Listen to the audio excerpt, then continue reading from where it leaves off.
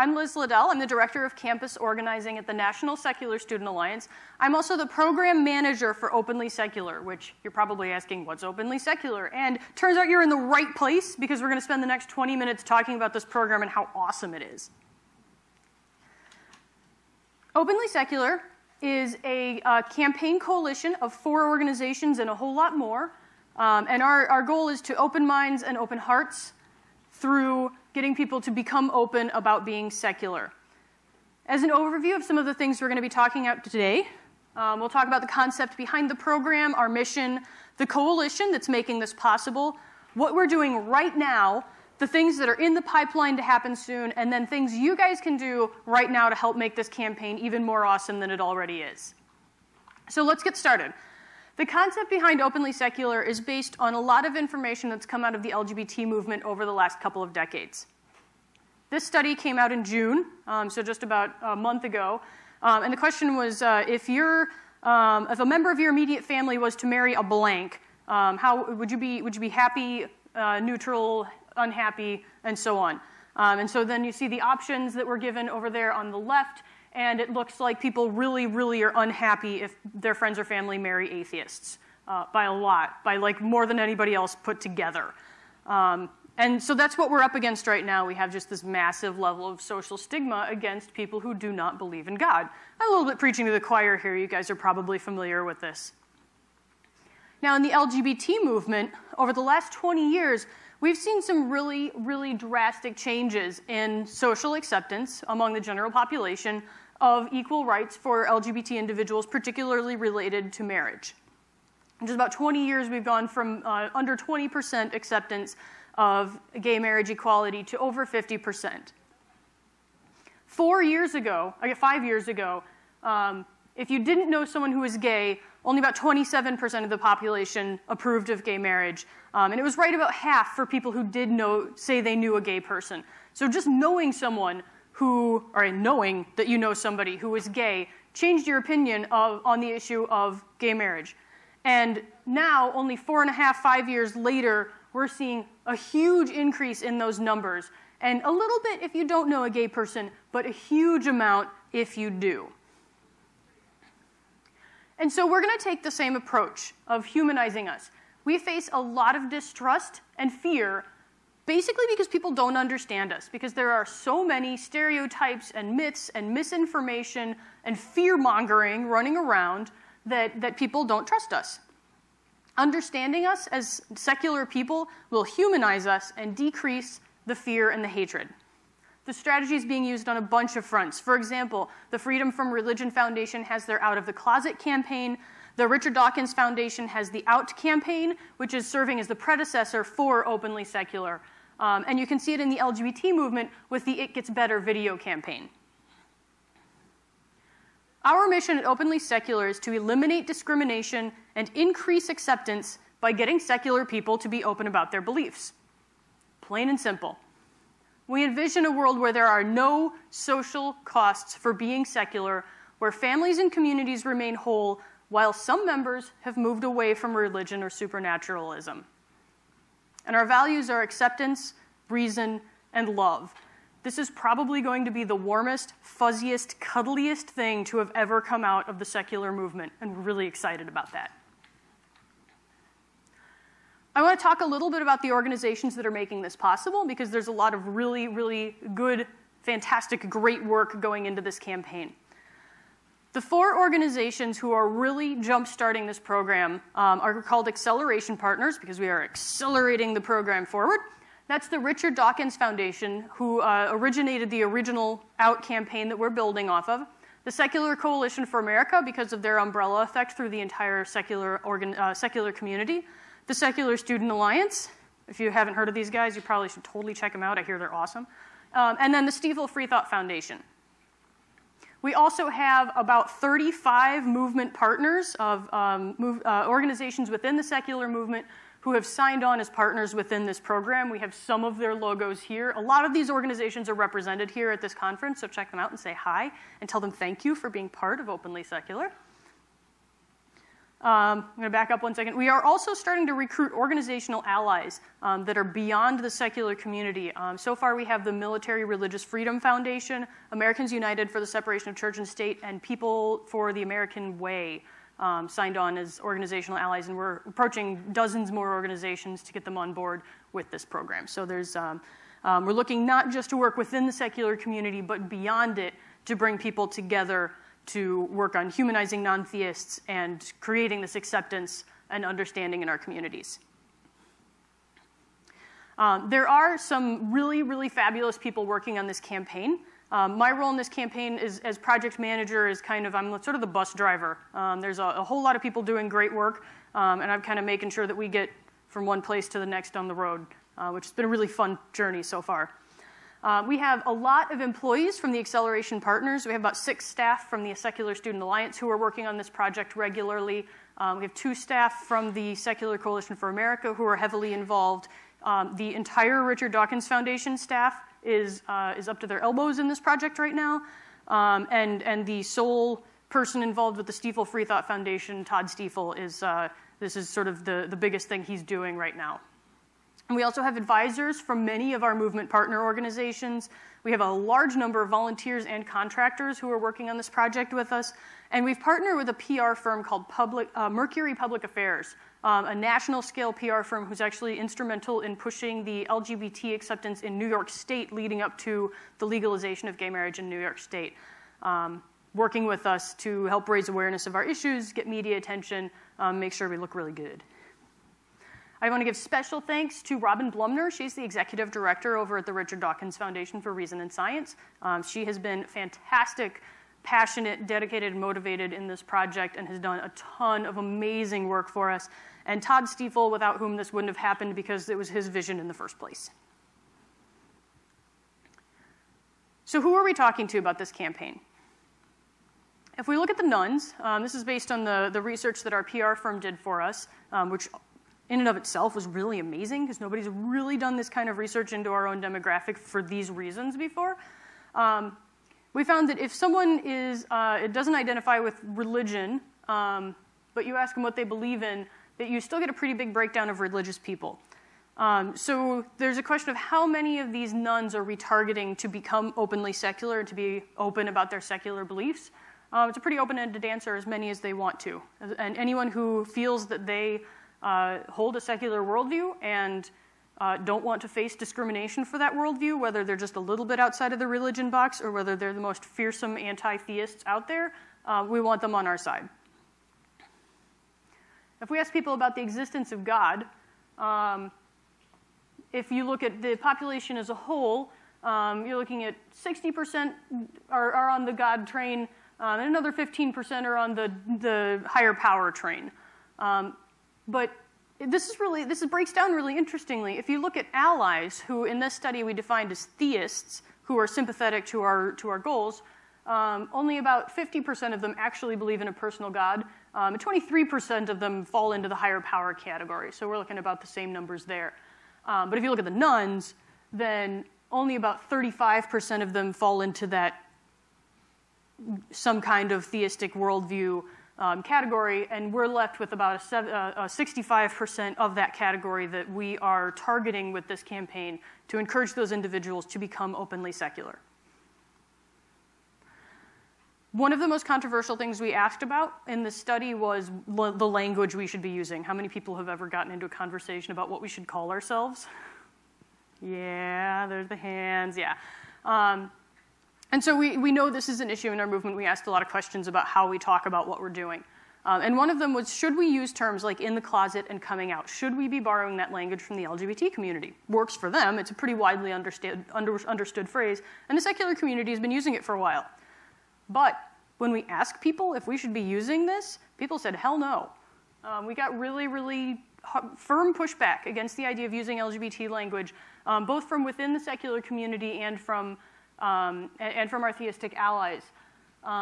In a lot of ways, both segments of the community, some of our focus groups felt out that they felt we were equating our struggles to theirs, and felt pretty firmly that while we definitely do face social discrimination, we don't face the same kind of social discrimination, and so borrowing the language is a little bit over-dramatizing our situation, or maybe crying wolf, which we could mince the words about, but the pushback against the language was so strong that we actually felt it was better if we just stepped back from it, and hence we've gone with being open as our key word rather than using out language and borrowing LGBT terminology. Likewise, we ask these questions. If people actually understand, both in the general population and of people who identify as non-religious, what atheist, agnostic, secular, humanist, and freethinker mean. One of the things that I found most useful about the study is that nobody actually knows what humanist or freethinker means. And those words are useful for us within the movement, but if we're trying to talk outside of the movement, they're not useful. People don't understand. When we asked people to define freethinker, most of the responses came out thinking we were hippies. Free love, 60s. So if you're talking to people who aren't within the secular community, that's what you're telling people if you say you're a freethinker. So why aren't we using atheist or agnostic? Atheist, while it had a lot of common understanding of the definition, also, as we have all experienced, faces a lot of negative pushback. Oh, you're an atheist. Oh, I didn't know you were an atheist. I knew you didn't believe in God, but an atheist? So we decided we weren't ready to fight that battle yet. That time will come. There's definitely a time and a place for reclaiming that word, but that is not something that our coalition felt we were in a position to do. Agnostic, while it has a lot of understanding, is, and I apologize to anyone who identifies as agnostic and that's their preferred label, it's not particularly punchy, and it's difficult to say. So openly agnostic just didn't have the same ring to it. So we went with secular as having, because of actually all of these words, we had the best balance between general understanding of the word itself and the least negative connotations. Secular tested very, very neutrally for us, which gives us a much better opportunity to claim that word and make it our own, as opposed to trying to reclaim atheist from all the negative connotations that it has. And therefore, we end up with the name Openly Secular as our coalition name. One other thing we have about labels is that we are not asking anyone to give up their preferred label and use secular instead. We are using secular as an umbrella term. And so we're leaving your label choice up to you, and we're adopting the format, I'm a blank, and I'm openly secular. I, Liz, I'm a humanist, and I'm openly secular. Matt back there, he's an atheist, and he's openly secular. So you can use whatever label you want. And in some contexts, we choose not even to use worldview labels. We might say, I'm a wife, and I'm openly secular, so that people start to identify our worldview as not just with the labels that we identify with, but also with familiar, comfortable roles in society. I'm a grandmother, and I'm openly secular. I'm a firefighter, and I'm openly secular. So this structure gives us a lot of ability to really appeal to things that people feel warm fuzzies about. See, I told you this is going to be the warmest, fuzziest campaign ever. But still to convey our message that we're here, we're right next to you, you didn't know it, but we're openly secular. So where are we right now? We came together, the 4 Acceleration Partners, in December to embark on this campaign. We spent a lot of time figuring out what we were doing, where we were going. We spent a lot of time with our PR firm. We spent a lot of time trying to hire a PR firm, and then spent a lot of time with our PR firm doing research and really working to understand the demographic that we were trying to reach. And once we got there, it was time to sort of put that into action. That's what we've been doing over the last month and a half, and we have some pretty exciting results to show for it.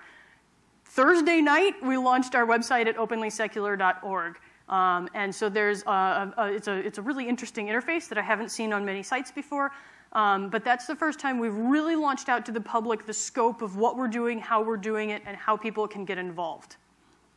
We're just kicking off a gigantic fundraising push. We have $250,000 of matching funds for this campaign, which, by the way, is budgeted for over $500,000, so we're doing a big thing. So if you are interested in getting involved, we'll talk about how you can get on board with this in just a couple of minutes. We're getting major media coverage. We've been in the Washington Post several times. We've been on CNN, The Blaze, Time, and Christian Today. What's next? We've got some things in the works. We are creating videos of celebrities, like really big celebrities, like we're trying to get Neil deGrasse Tyson, Daniel Radcliffe, Natalie Portman, like big honking names. And then also absolutely everyday people like you and like me, and that's something that we're doing this weekend. We're developing a whole lot of toolkits and brochures to help people be openly secular, and for people who know people who are openly secular, to help support those people, how to be good allies to people who are openly secular. We are collecting stories of discrimination. One of the biggest challenges we face is that people don't realize the discrimination that secular people face in our society. And so by sharing stories of that discrimination, we can raise awareness of the problem that people want to solve. We're working to develop Open Month. Open Month is November. How many people go home for the holidays and have to deal with friends and family? We felt that that was a really good time to start building these relationships and keep those relationships in place while being openly secular. And then a day to celebrate being openly secular in late April. Our formal launch of the campaign is September 20th, 2014. If you do not hear about this campaign in September, I'm not doing my job right. So what can you do right now? Go downstairs and film your video today. If you film it tomorrow, you'll have to go upstairs instead. But whichever direction you go on whichever day, make sure you do a video this weekend, because we will use those videos to make this campaign work. We want to have your stories. Follow us on social media. We're on Twitter and Facebook. We're at Openly Secular on either of those, and we would love to have you joining in our conversation. If you have faced discrimination based on your worldview, submit your story, openlysecular.org/discrimination. Those are the stories we use to raise awareness of our campaign and of the problem that we're trying to solve. Give $10 or $5 or $2, or if you have particularly deep pockets, $200 to support the campaign. A little bit goes a really, really long way. If we can get 100,000 people to give $10 each, we will have paid for this campaign several times over. So if that's something you're thinking about, especially now that SSA membership is totally free, consider giving a couple bucks to support the campaign. And then the easiest one, talk about the campaign and get other people involved. I told a lot of people to go listen to Gordon's talk this afternoon, but share the word, spread the word, encourage people to get on social media, to go do those videos and to help us out. Last but not least, be openly secular. That's what we're trying to do. We're going to make the world a much better place because of it. So thank you for being here today. Ask me if you have any questions. I will be around through the entire conference, and I hope to see videos of you through this weekend. Any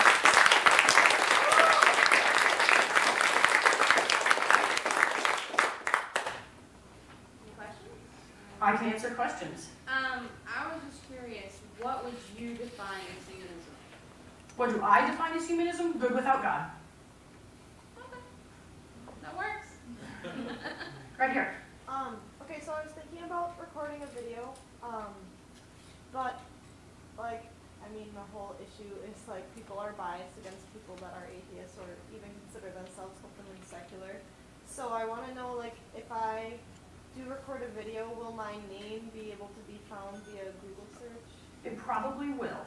And if that's something you're concerned about, we can talk about ways to do a video that don't use your actual name. We can set up a pseudonym for you, if that makes you more comfortable. If you have a story you want to share, but you need to keep yourself anonymous for a while. The stories are really what we're after.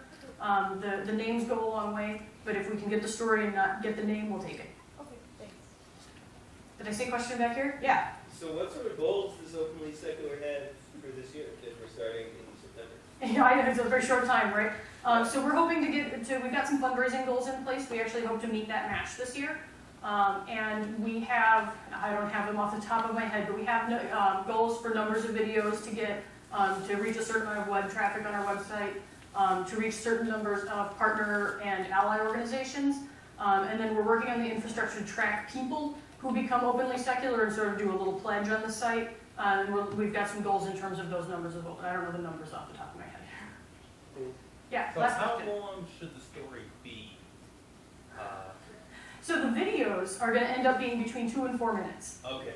So we have editing skills, so we can work with you. Not my great-grandparents or anything. Unless you can do it very quickly. Okay. Awesome. I'm going to wrap it up so that we can get on to the next speaker here. So feel free to take a couple minutes and do a stretch break while we set up the AV. But thank you so much for being here. Please do a video and tell people about the campaign. That's the most you can do for us right now. Thank you.